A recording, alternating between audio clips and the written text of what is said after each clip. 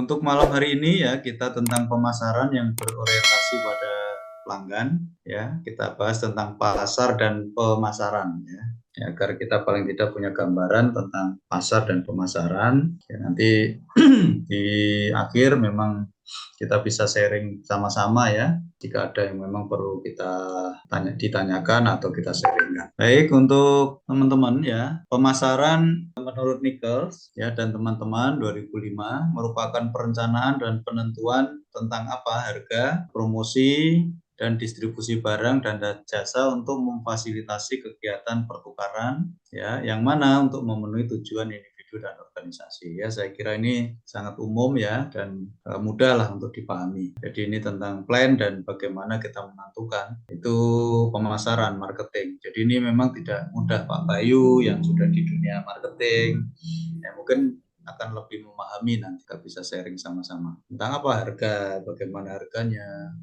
bagaimana tentang promosinya, termasuk pendistribusian dan sebagainya. Kemudian inti kegiatan bisnis adalah pertukaran, ini yang kita perlu pahami. Jadi bagaimana sebuah usaha atau bisnis itu berjalan, yaitu karena adanya pertukaran, yaitu mendapatkan sesuatu ya, baik itu dana atau kredit atau tenaga kerja dengan memberikan sesuatu yang lain, bisa berupa barang, bisa berupa jasa ya, atau konsep-konsep atau ide. Konsep pemasaran sekarang ya ini adalah customer oriented. Jadi bukan produk lagi tapi sudah customer oriented. Jadi kita harus bisa membaca bagaimana keinginan pelanggan, bagaimana keinginan customer, pembeli ya, pasar. Ini konsep pemasaran. Ya, nanti bisa kita sharingkan. Oke, ini saya sebesarkan dulu biar bisa lihat. Oke, selanjutnya teman-teman tentang pemasaran ini dan bauran pemasaran. Menurut Joshi, konsep pemasaran dipandang sebagai apa? Yaitu menghubungkan antara produsen dan konsumen. Jadi antara pihak pembuat dengan yang memanfaatkan jasa itu atau produk. Kemudian membantu meningkatkan standar hidup masyarakat. Dengan adanya pertukaran tadi, ya akan ada peningkatan standar hidup. Kemudian juga bisa membantu meningkatkan pendapatan nasional otomatis ya. Kemudian juga kesempatan kerja, peningkatan kesempatan kerja. Jadi dengan berjalannya pasar itu berjalan, pemasaran berjalan ya, nanti kesempatan kerja juga akan ada. Kemudian juga membantu penjualan barang yang berlebihan dari satu negara ke negara yang lain. Ya, nanti ini sudah konsepnya agak luas ya, sudah antar negara. Jadi ada yang membutuhkan, ada yang kekurangan, seperti kita kurang beras gitu ya. Ini kita bisa mendatangkan atau menjual, mengimpor ya dari negara lain. Ini konsep pemasaran. Kemudian ini ada beberapa era ya, konsep pemasaran. Mulai dari era produksi, ya paling tidak kita bisa memahami dari awal konsep-konsep pemasaran agar kita bisa menentukan yang pas nanti seperti apa. Era produksi ini diawali tahun 90-an ya. Jadi isinya adalah memproduksi sebanyak mungkin barang tahun 90-an. Kemudian era penjualan ini tahun 20-an. Ini sebelumnya kapasitas ini ya, jadi bentuknya adalah karena tadi jadi produksinya adalah produksi massal sudah, maka bergeser pada penjualan. Kemudian era konsep pemasaran di tahun 45, jadi perang dunia ini orientasi dibagi menjadi 3, orientasi pelanggan, kemudian juga pelayanan, kemudian keuntungan. Jadi orientasinya sudah ke sana. Kemudian juga yang keempat ada era relasi pelanggan. Bagaimana pengelolaan hubungan dengan pelanggan ini sudah mulai. Yang dulunya hanya jual beli sudah putus. Nah ini sudah mulai ada era relasi pelanggan. Bagaimana pelanggan yang ada ini bisa membeli kembali, reorder gitu ya. Jadi dia dengan apa? Dengan mengelola hubungan dengan pelanggan tadi. Dengan apa? Membuka komunikasi bisa lewat website, bisa lewat telepon, ya, email maupun secara langsung ya, ketemu secara langsung. Oke, ini sudah ada 14 yang masuk. Selanjutnya teman-teman tentang manfaat atau kegunaan pemasaran. Ya, yang pertama manfaat atau utility, yaitu kemampuan produk memuaskan keinginan pelanggan. Pertama tentang kegunaan bentuk, yaitu bagaimana kemampuan untuk mendesain produk sesuai keinginan pelanggan. Jadi bentuknya harus dibuat sebagus mungkin. Kalau sekarang namanya apa itu? kemas ya, pengemasan ya, dibuat, didesain, bahkan sudah ke apa, dikemas sedemikian rupa gitu ya. Itu menarik gitu ya bentuknya.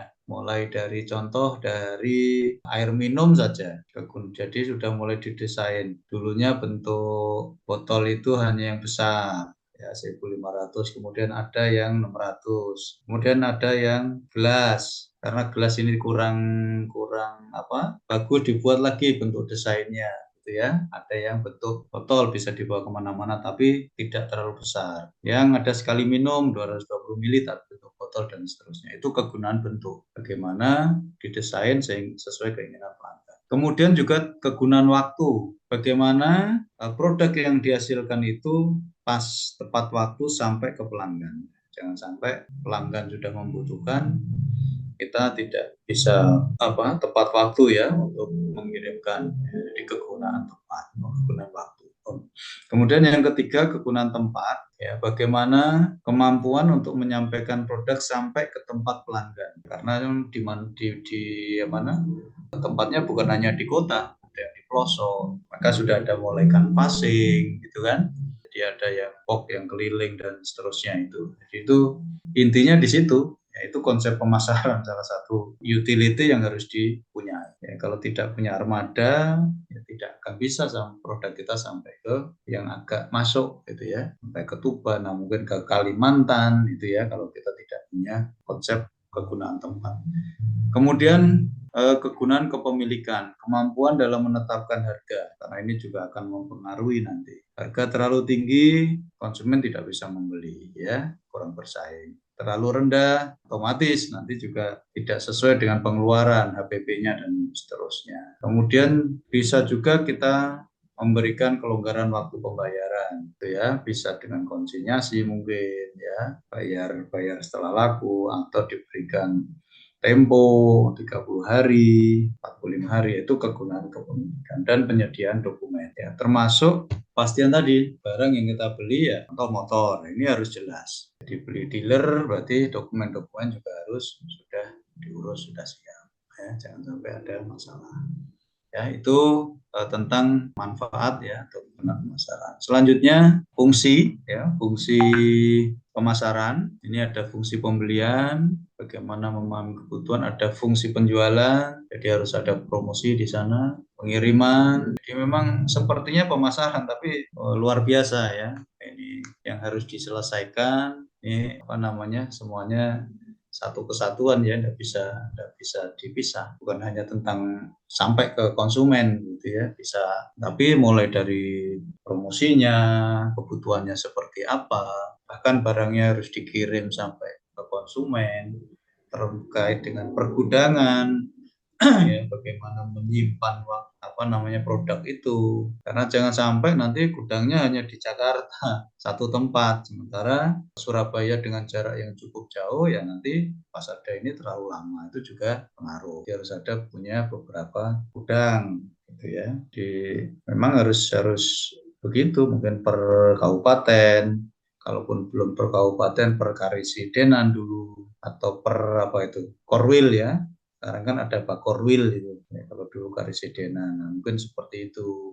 Atau per provinsi dulu gitu ya, jadi nanti akan ada gudang. Kemudian juga tentang standarisasi, ini tentang kualitas, ya. Kemudian karakteristiknya harus ada speknya gitu ya, terstandar, sehingga pelanggan ini saat membaca spek paling tidak sudah mempunyai gambaran.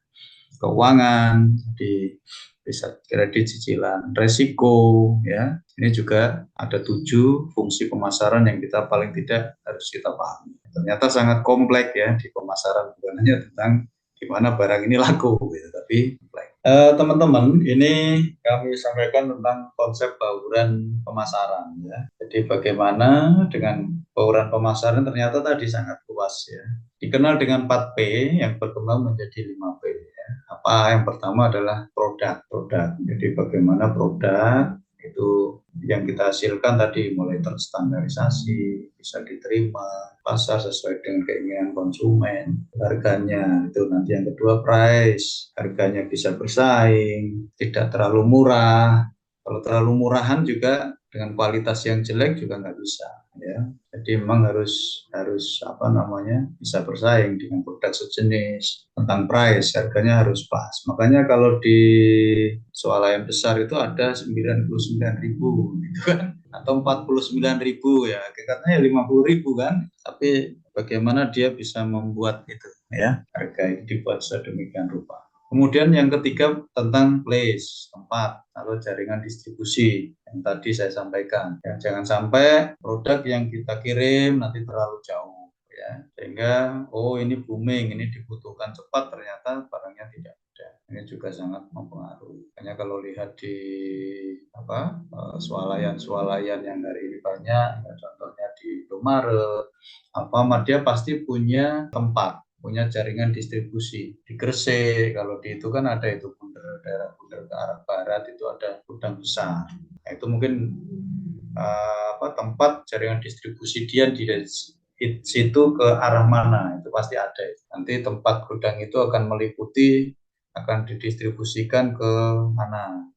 Itu pasti harus begitu. Mungkin nanti Madura ada satu tempat sendiri dan seterusnya. Kalimantan mungkin ada satu tempat sendiri. Kemudian yang keempat tentang promosi, ya, promotion. Jadi bagaimana konsep promosinya tadi yang sudah kita sampaikan, apakah lewat pameran, apakah lewat media sosial yang hari ini sedang in kan, bisa lewat online langsung, seterusnya. Kemudian yang kelima, people.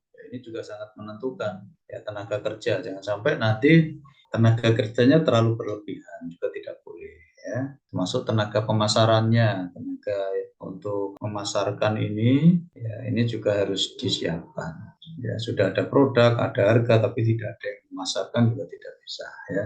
Jadi konsep bauran pemasaran ya, ini mulai produk, price, ya, place, promotion, people, ya, ini kita perhatikan.